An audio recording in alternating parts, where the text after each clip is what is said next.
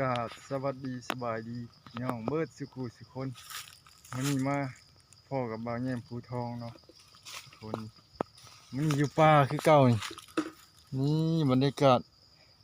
อยู่ป่ามาพ่ออีกนายหนึ่งเด้อคุดยังนี่ไปเบิ่งกันเด้อแล้วหากินยังเด้อหาเห็ดบ่ฮึเห็ดยังนี่ฮะ มันเป็นขนมเลยป้า ใส่โอ้ เอาซองโตนี่ นี่นะไอ้คนเจ้าน่ะ นี่พี่ขวย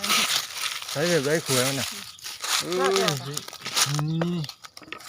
นี่พี่น้องไอ้ขวยมันน่ะนี่เหรอไม่เดี๋ยวมาเบิ่งเรื่องนี้ปลาทูไอ้ลายตัวตื่นกี่ได้เนี่ยหาไปเฮ็ดอะไรกินนี่ฮะ ไปขั่วกินไปทอดกินก็ได้ ใช้เบิ่งคุดแบบไรไม่ใช่ได้หรือเปล่า ให้เขาห่างใบ เป็นหูนะนี่มีแถวหากไม้หู